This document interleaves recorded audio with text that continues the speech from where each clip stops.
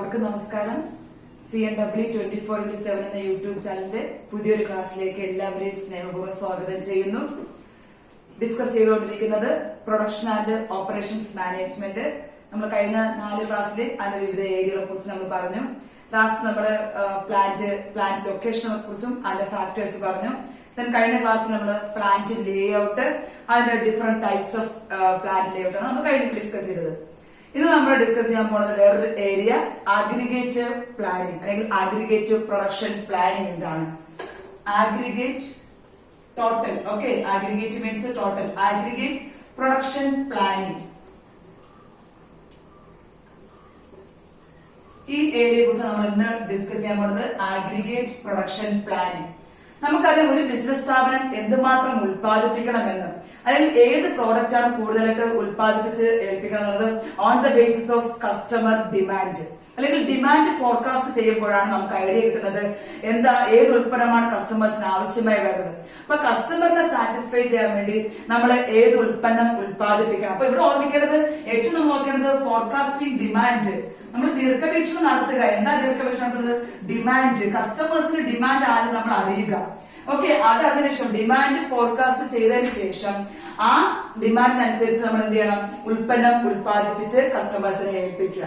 അപ്പൊ അവിടെ നമുക്ക് തീരുമാനിക്കണം എന്താ ഉത്പാദിപ്പിക്കേണ്ടത്, അത് ഇപ്പോഴാണ് എത്ര ക്വാണ്ടിറ്റി നമുക്ക് വേണ്ടി വരും, അതല്ലെങ്കിൽ എത്ര ക്വാണ്ടിറ്റി ഇൻവെന്ററി നമുക്ക് വേണ്ടി വരും, എന്തുമാത്രം വർക്കേഴ്സ് നമുക്ക് ആവശ്യമായി വരും, എത്ര മെഷീൻസ് ആവശ്യമായി വരും എന്നത് നമ്മൾ പ്ലാൻ ചെയ്യുന്നു. അപ്പൊ ഇവിടെ നമുക്ക് ഫോർകാസ്റ്റ് ചെയ്തപ്പോൾ നമുക്ക് മനസ്സിലായി നമുക്ക് വിൽപ്പന നടത്താൻ എത്ര സെയിൽസ് നമ്മൾ നടത്തണം, എന്തുമാത്രം യൂണിറ്റ് സെയിൽ നടത്തണം. അപ്പൊ അതിനുശേഷം നമുക്ക് സെയിൽസ് നടത്തേണ്ട കാര്യം മനസ്സിലാക്കും, അതിന്റെ ഉൽപ്പന്നം പ്രൊഡക്ഷൻ നടക്കണം. ഓക്കെ, ഉൽപ്പന്നം പ്രൊഡ്യൂസ് ചെയ്താലേ നമുക്ക് വിൽപ്പന നടത്താൻ പറ്റത്തുള്ളൂ, പ്രൊഡക്ഷൻ. ദെൻ അടുത്ത നമ്മൾ ബാക്ക്വേർഡ് പോകണം. ഡിമാൻഡ് മനസ്സിലാക്കി, അപ്പൊ സെയിൽസ് യൂണിറ്റ് നമുക്ക് മനസ്സിലാക്കി, അതിനനുസരിച്ച് നമുക്ക് ഉൽപ്പന്നം നടത്താത്തണം. ആ പ്രൊഡക്ഷൻ നമുക്ക് എന്തുമാത്രം വേണം, റോ മെറ്റീരിയൽസ് എന്തുമാത്രം വേണം, ദെൻ മെഷീൻസ് എന്തുമാത്രം വേണം, ദെൻ മെൻ എന്തുമാത്രം വേണം, നമുക്ക് മനസ്സിലാക്കാനായിട്ട് സാധിച്ചു. അപ്പൊ ഒരു ബാക്ക്വേർഡോട്ട് നമ്മൾ പോവുകയാണ്, ബാക്ക്വേർഡ് പ്ലാനിങ്ങോട്ട് നമ്മൾ പോവുകയാണ്. That is the working out procedure ആണ് നമ്മൾ ചെയ്തുകൊണ്ടിരിക്കുന്നത്. ഓക്കെ, എന്താ ചെയ്തുകൊണ്ടിരിക്കുന്നത്? It is that is aggregative planning. അതാ ഒരു ഷോർട്ട് ടേം റേഞ്ച് അല്ലെങ്കിൽ ഒരു മീഡിയം ടേം റേഞ്ചിലോട്ടേക്ക്, ഒരു 6 മാസം മുതൽ 18 മാസം വരെയുള്ള കാലയളവിലേക്ക് നമ്മുടെ ബിസിനസ് സ്ഥാപനം എന്തുമാത്രം ഉത്പാദിപ്പിക്കണം, എന്തുമാത്രം കസ്റ്റമേഴ്സിനെ സാറ്റിസ്ഫൈ ചെയ്യണം, എത്ര ഡിമാൻഡ് ഉണ്ടാകും, അതിനനുസരിച്ച് ഉൽപ്പന്നം എന്താണ്, ഉൽപാദനം എപ്പോൾ ആരംഭിക്കണം, എപ്പോൾ അവസാനിക്കണം, എത്ര ക്വാണ്ടിറ്റി, എത്ര ലേബേഴ്സ് വേണം, എത്ര മെറ്റീരിയൽസ് വേണമെന്ന് നേരത്തെ നമ്മൾ വർക്ക്ഔട്ട് ചെയ്യുന്നു. ആ പ്രൊസീജിയറിനെ പറഞ്ഞ എത്ര കാലം വേണ്ടി? Medium range 6 to 8 months, 6 to 18 months കേട്ടോ. 6 മാസം മുതൽ 18 മാസമുള്ള കാലയളവിലേക്കുള്ള പ്രൊഡക്ഷൻ പ്ലാനിങ്ങിനെ പറഞ്ഞ പേരാണ് aggregate production planning. That is, aggregate production planning is the process of working out all manufacturing procedures for a medium range.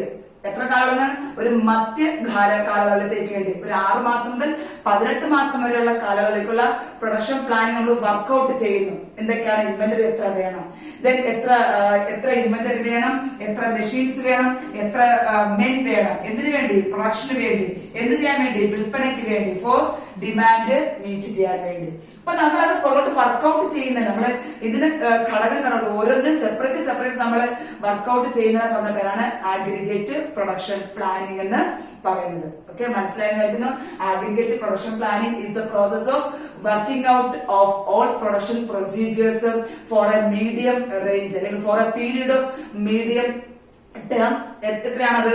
6 to 18 months. 6 മാസം മുതൽ 18 മാസം വരെയുള്ള കാലയളവിലേക്ക് എന്തുമാത്രം ഉത്പാദിപ്പിക്കണം എന്നതിനെ കുറിച്ച് നമ്മൾ വർക്ക്ഔട്ട് ചെയ്യുന്നുണ്ടെങ്കിൽ, ആ മുഴുവൻ സീക്വൻസ് ഓഫ് ഓപ്പറേഷൻ നമ്മൾ വർക്ക്ഔട്ട് നേരത്തെ പ്ലാൻ ചെയ്യുന്നുണ്ടെങ്കിൽ ആ പ്ലാനിങ്ങിനെ പറഞ്ഞ പേരാണ്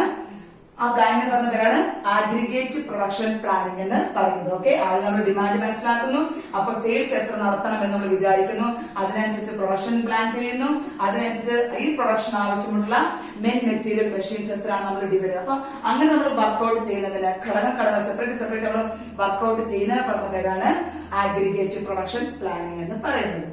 നമുക്ക് നോക്കാം ആ പ്രൊഡക്ഷൻ പ്ലാനിങ്ങിന്റെ ഇമ്പോർട്ടൻസ് എന്തൊക്കെയാണ്, എന്തൊക്കെയാണ് അഗ്രിഗേറ്റ് പ്രൊഡക്ഷൻ പ്ലാനിങ്ങിന്റെ പ്രാധാന്യം എന്തൊക്കെയാണ്. എന്തുകൊണ്ട് ഇങ്ങനെ നമ്മൾ ആ ഒരു മധ്യകാലം നമ്മൾ ഓൾറെഡി നമ്മൾ പ്രൊഡക്ഷൻ പ്ലാൻ ചെയ്യുന്നുണ്ടല്ലോ, പിന്നെ എന്തിന് ഇങ്ങനെ വീണ്ടും? അപ്പൊ നമുക്ക് ഏകദേശം അറിയണം നമുക്ക് ഏത് പ്രൊഡക്ഷൻ മെത്തഡാണ് നമ്മൾ യൂസ് ചെയ്യേണ്ടത്.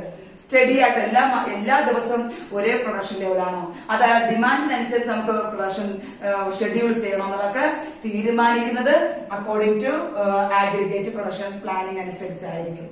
നമുക്ക് നോക്കാം what are the importance of aggregate production planning. ഒന്നാമത്തേത് അച്ചീവിംഗ് ഫിനാൻഷ്യൽ ഗോൾ. എങ്ങനെയാണ്? By reducing overall variable cost. നമ്മുടെ സ്ഥാപനത്തിൽ ഉണ്ടാകാവുന്ന ചെലവ്. ഓക്കെ, വേരിയബിൾ കോസ്റ്റ് നമുക്കറിയാം. ഉൽപാദനത്തിന്റെ അളവ് കൂടുന്നതിനനുസരിച്ച് കോസ്റ്റ് കൂടും, ഉൽപാദനത്തിന്റെ അളവ് കുറയുന്നതിനനുസരിച്ച് കോസ്റ്റ് കുറയും. അപ്പൊ നമുക്ക് ഡിമാൻഡ് ഫോർകാസ്റ്റ് ചെയ്യുമ്പോൾ നമുക്ക് മനസ്സിലാക്കാൻ പറ്റും എന്തുമാത്രം ഉൽപ്പാദിപ്പിക്കണമെന്നും എന്തുമാത്രം വേരിയബിൾ കോസ്റ്റ് ഉണ്ടാകുമെന്നും.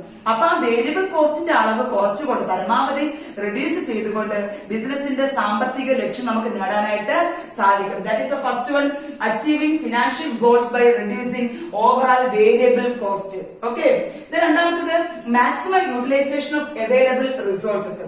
നമുക്ക് ലഭ്യമായിരിക്കുന്ന raw material, machines, men, workers അവയെ നമ്മൾ എന്ത് ചെയ്യുക? പരമാവധി പ്രയോജനപ്പെടുത്താനായിട്ട് സാധിക്കും. നമുക്ക് അവിടെ വെച്ച് തീരുമാനിക്കാം നമ്മുടെ ബിസിനസ് സ്ഥാപനത്തിൽ എന്തുമാത്രം ഇൻവെന്ററി ആവശ്യമായി വരുന്നു, എന്തുമാത്രം മെഷീൻസ് നമുക്ക് ബിസിനസ് സ്ഥാപനത്തിൽ അല്ലെങ്കിൽ പ്ലാന്റിലുള്ള മൊത്തം മെഷീൻസിനെ ഉപയോഗപ്പെടുത്തണോ ഈ 6 മാസം മുതൽ 18 മാസം വരെയുള്ള പ്ലാനിംഗ് അനുസരിച്ച്. അതല്ല, എംപ്ലോയീസിന് മൊത്തം നമുക്ക് ആവശ്യമായി വരുന്നുണ്ട്, എത്ര പേര് മതിയാകും എന്നതൊക്കെ നമുക്ക് തീരുമാനിക്കാൻ സാധിക്കും. അതുകൊണ്ട് തന്നെ നമ്മുടെ സ്ഥാപനത്തിൽ ലഭ്യമായിട്ടുള്ള റിസോഴ്സിനെ പരമാവധി പ്രയോജനപ്പെടുത്താനായിട്ട് സാധിക്കും. Then reduce investment in stock. എന്താ കുറയ്ക്കാൻ സാധിക്കുക? സ്റ്റോക്കിൽ നമ്മൾ ഇൻവെസ്റ്റ് ചെയ്യുന്ന തുക കുറയ്ക്കാനായിട്ട് സാധിക്കും. എങ്ങനെ? നമുക്ക് അനാവശ്യമായിട്ട് നമുക്കറിയാം ഡിമാൻഡിനനുസരിച്ച് നമ്മൾ ഉത്പാദിപ്പിക്കുകയാണെങ്കിൽ കൂടുതൽ തുക നമുക്ക് ഇൻവെന്ററിയിൽ ഇൻവെസ്റ്റ് ചെയ്യേണ്ട കാര്യമില്ല. അങ്ങനെ കൂടുതൽ തുക നമ്മൾ ഇൻവെന്ററിയിൽ ഇൻവെസ്റ്റ് ചെയ്യുകയാണെങ്കിൽ നമുക്ക് അവിടെ ഓവർ സ്റ്റോക്കിംഗ് ഉണ്ടാകും. ഓക്കെ, നമുക്ക് അൺവാണ്ടഡ് ഇൻവെന്ററി നമുക്ക് കെട്ടിക്കിടക്കും നമ്മുടെ ബിസിനസ് സ്ഥാപനത്തിൽ, ഫാക്ടറിയിൽ ഉണ്ടായിരിക്കും.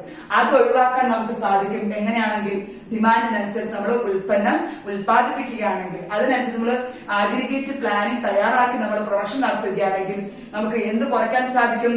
Reduce investment in inventory stocking. Inventory സ്റ്റോക്കിംഗുകള് ഇൻവെസ്റ്റ്മെന്റിന്റെ അളവ് കുറയ്ക്കാൻ, തുകയുടെ അളവ് കുറയ്ക്കാനായിട്ട് സാധിക്കും. അഥവാ നമ്മൾ അത് ശ്രദ്ധിക്കാതെ കൂടുതൽ തുക നമ്മൾ ഇൻവെസ്റ്റ് ചെയ്യുകയാണെങ്കിൽ അവിടെ ഓവർ സ്റ്റോക്കിംഗ് ഉണ്ട്, ഇൻവെന്ററി സ്റ്റോക്കിംഗ് കൂടുതലായി കാണും. അത് നമുക്ക് കൂടുതൽ ഡിസഡ്വാൻറ്റേജ് ലിമിറ്റേഷൻസ് ഉണ്ടാകും. Then next one, provide customer delight. കസ്റ്റമേഴ്സിനെ സാറ്റിസ്ഫൈ ചെയ്യുക, കസ്റ്റമേഴ്സ് ഹാപ്പി ആയിരിക്കുക. എങ്ങനെയാണ്? By matching demand. അവരുടെ ഡിമാൻഡ് നമ്മൾ സാറ്റിസ്ഫൈ ചെയ്ത് കൊടുക്കുക. കൃത്യസമയത്ത് നമുക്കറിയാം 6 മാസത്തിനകത്ത് മുതൽ 18 അല്ലെങ്കിൽ 1.5 വർഷത്തിലേക്ക് നമുക്ക് ഉണ്ടാകാൻ സാധ്യതയുള്ള ഡിമാൻഡ് നമ്മുടെ കയ്യിൽ കിട്ടിക്കഴിഞ്ഞു.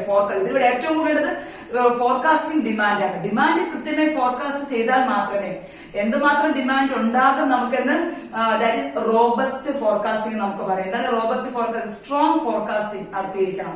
ആ ഡിമാൻഡ് ആ ദീർഘവീക്ഷണം നടത്തുമ്പോൾ മാത്രമേ നമുക്ക് എന്ത് കൃത്യമായി പ്ലാൻ ചെയ്യാൻ സാധിക്കുള്ളൂ? ആഗ്രിഗേറ്റഡ് പ്രൊഡക്ഷൻ പ്ലാനിംഗ് പ്ലാൻ ചെയ്യാൻ സാധിക്കുള്ളൂ. അങ്ങനെ പ്ലാനിംഗ് അനുസരിച്ച് നമ്മൾ മുൻകൂട്ടി ഉൽപ്പന്നങ്ങൾ ഉൽപ്പാദിപ്പിച്ച് നമ്മൾ ഡെലിവറി നടത്തുകയാണെങ്കിൽ നമുക്ക് ആരെ സന്തോഷിപ്പിക്കാൻ സാധിക്കും? ആരെ സാറ്റിസ്ഫൈ ചെയ്യാൻ സാധിക്കും? കസ്റ്റമേഴ്സിനെ സാറ്റിസ്ഫൈ ചെയ്യാൻ സാധിക്കും. അവർക്ക് കൂടുതൽ സമയം വെയിറ്റ് ചെയ്തിരിക്കേണ്ട കാര്യമില്ല.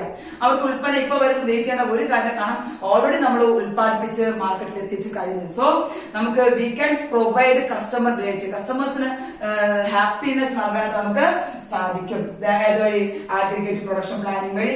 ദെൻ അഞ്ചാമത്തേത് able to meet scheduling goals. നമുക്ക് നമ്മൾ തയ്യാറാക്കി വെച്ചിരുന്ന ഷെഡ്യൂൾ, നമ്മുടെ ടൈം ടേബിൾ പ്ലാനിംഗ് അനുസരിച്ച് കൃത്യമായി നമുക്ക് നമ്മുടെ ഉൽപാദനം നടത്തി കഴിഞ്ഞാൽ എന്താണ് ഇന്നത്തെ ജോലി എന്ന് വർക്കേഴ്സിന് നേരത്തെ അറിയാം, അല്ലെങ്കിൽ എന്താണ് നമ്മുടെ ടാർഗറ്റ് എന്ന് വർക്കേഴ്സിന് നേരത്തെ അറിയാം. അവരുടെ ജോലി കൃത്യമായി നിർവഹിക്കുകയും അതുവഴി ദയർബൈ നമുക്ക് എന്ത് നൽകാൻ സാധിക്കും? നമുക്ക് നല്ലൊരു വർക്ക് ഫോഴ്സ് ലഭിക്കാൻ സാധിക്കും. കാരണം they are satisfy with the ബിസിനസ്സിൽ അവര് ഓക്കെ ആണ്. കാരണം കൃത്യമായി അവർക്ക് ശമ്പളം കിട്ടുന്നുണ്ട്, ജോബ് സെക്യൂരിറ്റി ഉണ്ട്, എല്ലാ ദിവസവും ഉൽപാദനം നടക്കുന്നുണ്ട്. അതുകൊണ്ട് തന്നെ they will get A study income.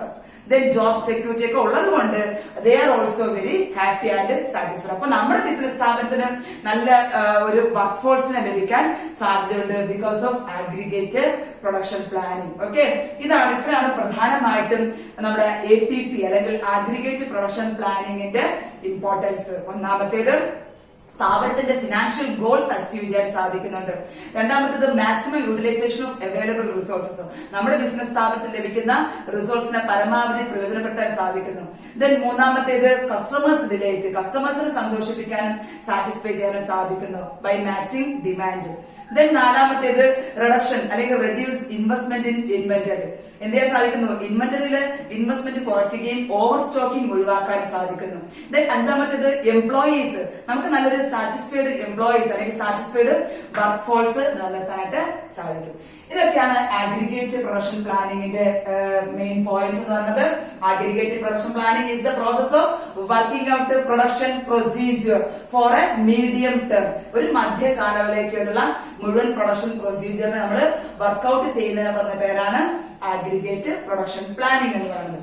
നമ്മുടെ പ്രൊഡക്ഷൻ പ്ലാനിങ് അവിടെ നമുക്ക് അഗ്രിഗേറ്റ് പ്രൊഡക്ഷൻ പ്ലാനിങ് ഉപയോഗിക്കുന്ന സ്ട്രാറ്റജീസ് ആണ് നമുക്ക് അടുത്ത് നോക്കേണ്ടത്. എന്തൊക്കെയാണ് ആ സ്ട്രാറ്റജീസ്? ഓക്കെ, പ്രധാനമായും 3 തരം സ്ട്രാറ്റജീസ് ഉണ്ട്. Aggregate production planning strategies 3 തരമുണ്ട്. 3 types of strategies ഉണ്ട്. ഒന്നാമത്തേത് ലെവൽ സ്ട്രാറ്റജി. Level strategy. രണ്ടാമത്തേത് ചേസ് സ്ട്രാറ്റജി. മൂന്നാമത്തേത് hybrid strategy. Hybrid strategy. Okay, എന്തൊക്കെയാണ് അഗ്രിഗേറ്റ് പ്രൊഡക്ഷൻ പ്ലാനിങ് തയ്യാറാക്കുമ്പോൾ ഉപയോഗിക്കേണ്ട സ്ട്രാറ്റജീസ്? ഏതൊക്കെയാണ്? 3 ഏത് രീതിയിലുള്ള ഉൽപാദനം അതാണ് ഇവിടെ നോക്കുന്നത്. ലെവൽ സ്ട്രാറ്റജി ഒന്നാമത്തേത്, രണ്ടാമത്തേത് ചേസ് സ്ട്രാറ്റജി, മൂന്നാമത്തേത് ഹൈബ്രിഡ് സ്ട്രാറ്റജി. അത് നമുക്ക് നോക്കാം. എന്താണ് level strategy? Okay, level strategy. Level strategy എന്ന് പറഞ്ഞാൽ ഉൽപാദനം സ്റ്റഡി ആയിരിക്കും. എപ്പോഴും ഒരു കോൺസ്റ്റന്റ് റേറ്റ് ഓഫ് പ്രൊഡക്ഷൻ അവിടെ ഉണ്ടായിരിക്കും. ഉൽപാദനം എപ്പോഴും സ്ഥിരമായ ഒരു യൂണിറ്റ് ആയിരിക്കും. അവരെന്ത് കൺസിഡർ ചെയ്യുന്നില്ല without considering the level of demand. അതല്ലെങ്കിൽ ഡിമാൻഡ് കൂടുന്നതോ കുറയുന്നതോ നോക്കാതെ സ്ഥിരമായിട്ട് ഒരേ ലെവൽ യൂണിറ്റ് ഓഫ് പ്രൊഡക്ഷൻ അവർ ഉൽപ്പാദിപ്പിക്കുകയാണെങ്കിൽ, ഒരേ ലെവൽ ഉൽപാദനം അവിടെ നടക്കുകയാണെങ്കിൽ അത്തരം സ്ട്രാറ്റജിയെ പറഞ്ഞാൽ സെയിം ലെവൽ പ്രൊഡക്ഷൻ ആണ് അവിടെ നടക്കുന്നതെങ്കിൽ ആ സ്ട്രാറ്റജിയെ പറഞ്ഞ പേര് എന്താണ്? ലെവൽ സ്ട്രാറ്റജി എന്ന് പറയുന്നത്. എന്താണ് നമുക്ക് നോക്കാം. ഒരു ഉദാഹരണം നമുക്ക് പറയാം. ഇപ്പൊ നമുക്ക് ഒരു ഗ്രാഫ് വരയ്ക്കാം. ഇവിടെ യൂണിറ്റ് ഓഫ് പ്രൊഡക്ഷൻ ഇതാണ്, ഇത് ടൈം. ഓക്കെ, നമ്മുടെ പ്രൊഡക്ഷൻ ഇങ്ങനെ പോകുന്നു, സ്റ്റഡി ആയി പോകുന്നു, സ്റ്റഡി ആയിട്ട് പോകാണ്. പക്ഷെ ഡിമാൻഡ് അങ്ങനെയല്ല. ഡിമാൻഡ് ചില സമയങ്ങളിൽ കൂടുന്നു, ചില സമയങ്ങളിൽ കുറയുന്നു, ഇങ്ങനെ പോകുന്നു. ഓക്കെ, ഡിമാൻഡ് കൂടുന്നു. ചില അവസരങ്ങളിൽ നമുക്ക് ഡിമാൻഡ് കൂടുമ്പോഴും നമ്മുടെ ഉൽപാദനം ഇത് തന്നെയാണ്. ചില ദിവസം ഡിമാൻഡ് കുറയുന്നുണ്ടെങ്കിൽ നമ്മുടെ ഉൽപാദനം ഇത്രയും ഉണ്ട്. ഓക്കെ, അപ്പൊ ഇവിടുത്തെ ഒരു പ്രത്യേകത എന്ന് പറഞ്ഞാൽ അവർ ഉദ്ദേശിക്കുന്നത് ഫോർകാസ്റ്റിംഗ് ഡിമാൻഡ്. അവർക്കറിയാം ഇന്ന് ഡിമാൻഡ് കുറഞ്ഞാലും നാളെ അവർക്ക് ഡിമാൻഡ് ഉണ്ടാകും. ആ ഉൽപ്പന്നത്തിന്റെ ഡിമാൻഡ്. അപ്പം ഇവിടെ നമുക്കിപ്പോ ഇവിടെ 10 ഉള്ളൂ ഡിമാൻഡ്. പക്ഷെ നമ്മൾ എല്ലാ ദിവസവും 150 യൂണിറ്റ് വീതം ഉൽപ്പാദിപ്പിക്കാണെന്ന് വിചാരിച്ചോളൂ.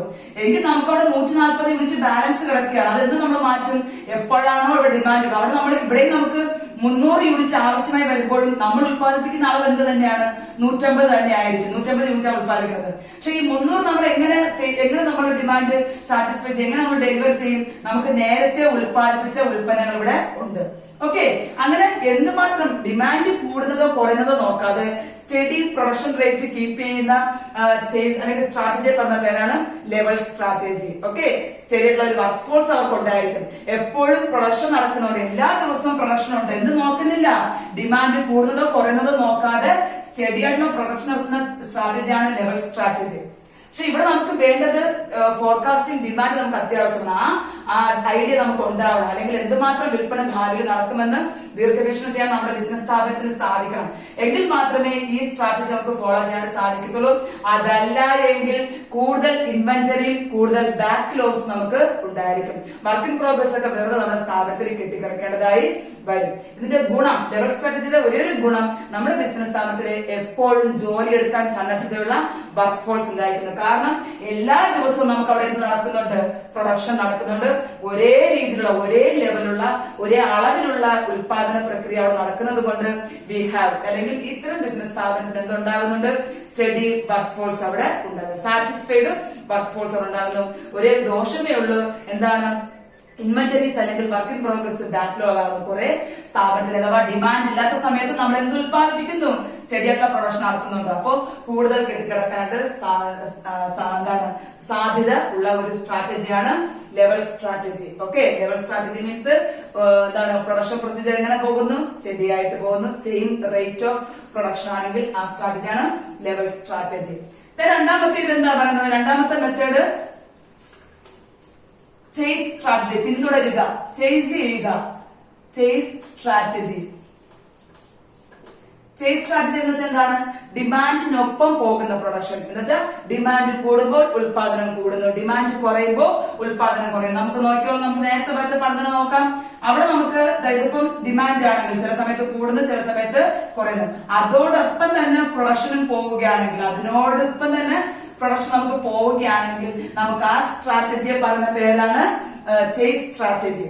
അതായത് അവരെന്ത് ചെയ്യുന്നുണ്ട്, ഡിമാൻഡ് കൂടുന്നതിനനുസരിച്ച് ഉൽപാദനം കൂട്ടുന്നു, ഡിമാൻഡ് കുറയുന്നു. ഇവിടുത്തെ ഒരു കുഴപ്പമെന്ന് പറഞ്ഞാൽ വർക്കേഴ്സിന് ഇപ്പൊ ഡിമാൻഡ് കുറയുമ്പോൾ ഉൽപാദനം കുറയുന്നു. ഇപ്പൊ വർക്കേഴ്സിന് അവിടെ എല്ലാ ദിവസവും ജോലി കാണുന്നില്ല. അപ്പൊ അവരെന്ത് ചെയ്യും, അവർ ആ ബിസിനസ് സ്ഥാപനത്തിന് ആവശ്യമില്ല എങ്കിൽ ആ തൊഴിലാളികൾ അവരെ പിരിച്ചുവിടാൻ സാധ്യതയുണ്ട്. ഇപ്പൊ ഡിപ്രസ്ഡ് വർക്ക് ഫോഴ്സ് ആണ് ഇവിടുത്തെ ഒരു കുഴപ്പം അല്ലെങ്കിൽ ഒരു ഡിസഡ്വാൻറ്റേജ് എന്ന് പറഞ്ഞാൽ ഡിപ്രസ്ഡ്. കാരണം അവർക്ക് ജോബ് സെക്യൂരിറ്റി അവിടെ ഇല്ല, എല്ലാ ദിവസവും ജോലി അവിടെ ഇല്ല. കാരണം ഇവിടെ അവരെന്താ ചെയ്യുന്നത്, ഡിമാൻഡിനൊപ്പം പോവുകയാണ്. ഓക്കെ, ഡിമാൻഡ് കൂടുന്നതിനനുസരിച്ച് ഉൽപാദനം കൂട്ടുന്നു, ഡിമാൻഡ് കുറഞ്ഞതനുസരിച്ച് ഉൽപാദനം കുറയുന്നു. അങ്ങനെ വരുമ്പോൾ എംപ്ലോയീസിന് അല്ലെങ്കിൽ വർക്കേഴ്സിന് സ്ഥിരമായി ജോലി അവിടെ ലഭ്യമാകുന്നില്ല. പക്ഷെ ഇവിടെ വേറൊരു ഗുണമുള്ളത്, കൂടുതൽ ഇൻവെന്ററീസ് ബാക്ക്ലോഗ്സ് ആകുന്നില്ല. കാരണം നമുക്ക് ആവശ്യത്തിന് നമ്മൾ ഉൽപാദനം നടത്തുന്നത് കൊണ്ട് കൂടുതൽ ബാലൻസ് അവിടെ ഉണ്ടാകുന്നില്ല, അല്ലെങ്കിൽ ബാക്ക്ലോഗ്സിന്റെ അളവ് കുറവാകുന്നുണ്ട്. എന്തും ബാക്ക്ലോഗ്സിന്റെ അളവ് കുറവാകുന്നു, അതൊരു ഗുണമായി മാറുന്നു. പക്ഷെ ആകെയുള്ള ഡിസഡ്വാൻറ്റേജ് എന്ന ലിമിറ്റേഷൻ എന്ന് പറയുന്നത് എന്താണ്, വർക്ക് ഫോഴ്സ് ഡിപ്രസ്ഡ് ആയിരിക്കും. അവർക്ക് സാറ്റിസ്ഫൈഡ് അല്ലാത്ത ഒരു വർക്ക് ഫോഴ്സ് ആണ്. കാരണം എപ്പോഴും അവർക്ക് ജോലിയില്ല. അപ്പൊ റെമ്യൂണറേഷൻ ചിലപ്പോൾ കൂടുകയും കുറയുകയും ചെയ്യാനുള്ള സാധ്യതയുണ്ട്. ചില സമയങ്ങളിൽ സ്ഥാപനത്തിൽ നിന്ന് എംപ്ലോയീസിനെ പിരിച്ചുവിടാനുള്ള സാധ്യതയും ഉണ്ട്. അപ്പൊ ഇതാണ് ചേസ് സ്ട്രാറ്റജി. അപ്പൊ നമുക്ക് പറയാം ലെവൽ സ്ട്രാറ്റജിയും ചേസ് സ്ട്രാറ്റജിയും അതിനനുസരിച്ച് ഗുണങ്ങളും ദോഷങ്ങളും ഉണ്ടെങ്കിൽ നമ്മൾ അടുത്തെന്ത് ചിന്തിക്കും, നമ്മളൊരു കോമ്പിനേഷൻ ചിന്തിക്കും. ആ കോമ്പിനേഷൻ പറഞ്ഞ പേരാണ് ഹൈബ്രിഡ് സ്ട്രാറ്റജി. എന്താണ് ഹൈബ്രിഡ് സ്ട്രാറ്റജി എന്ന് പറഞ്ഞാൽ, it is A combination of level strategy and chase strategy. അത്രയേ ഉള്ളൂ. Hybrid is A combination of level strategy and chase strategy. അപ്പൊ അവിടെ ഇതെന്താ, കുറെ സമയങ്ങളിൽ അവര് ഉൽപാദനം ഒരേ സ്റ്റഡി ആയിട്ട് പോകും. ചില അവസരങ്ങൾ അവർ എന്ത് ചെയ്യുന്നുണ്ട്, ഡിമാൻഡിനനുസരിച്ച് കൂട്ടുകയും കുറയ്ക്കുകയും ചെയ്യുന്നു. അത്തരം രണ്ട് മെത്തേഡും ഉപയോഗിക്കുന്നെങ്കിൽ ഈ രണ്ട് സ്ട്രാറ്റജിയിലെയും പ്രയോജനപ്പെടുത്തുന്നെങ്കിൽ ആ മെത്തേഡ് പറഞ്ഞ പേരാണ് ഹൈബ്രിഡ് സ്ട്രാറ്റജി എന്ന് പറയുന്നത്. ഇത്രയേ ഉള്ളൂ. നമ്മുടെ അഗ്രിഗേറ്റ് പ്രൊഡക്ഷൻ പ്ലാനിംഗ് പറയുന്നത് എന്താണ് APP എന്ന് ഞാൻ പറഞ്ഞു, working out of all production procedure for a medium range. that is the aggregate production planning. Then അടുത്ത് പറഞ്ഞത് importance of production planning, financial goals achieve ചെയ്യുക, then customers നെ satisfy ചെയ്യുക, then maximum utilization of available resources, then inventoryയിലുള്ള ഇൻവെസ്റ്റ്മെന്റിന്റെ അളവ് കുറയ്ക്കാൻ ശ്രമിക്കുക, then last when satisfied workforce ഉണ്ടാക്കാൻ ശ്രമിക്കുക. Then അടുത്ത പറഞ്ഞത് ടൈപ്സ് ഓഫ് അല്ലെങ്കിൽ അഗ്രിഗേറ്റ് പ്രൊഡക്ഷൻ പ്ലാനിംഗ് തയ്യാറാക്കുന്ന സ്ട്രാറ്റജീസ് ഏതൊക്കെയാണ്? മൂന്നെണ്ണം. ഒന്നാമത്തേത് ലെവൽ സ്ട്രാറ്റജി, രണ്ട് ചേസ്, മൂന്നാമത്തേത് hybrid strategy. Hybrid is the combination of level strategy and chase strategy. Okay, ഇത്രയാണ് APP നമുക്ക് പഠിക്കേണ്ടത്. മനസ്സിലായെന്ന് വിചാരിക്കുന്നു. വീണ്ടും വീഡിയോസ് എല്ലാം കാണുക. സബ്സ്ക്രൈബ് ചെയ്യാത്തവർ തീർച്ചയായും ചാനൽ സബ്സ്ക്രൈബ് ചെയ്യുക.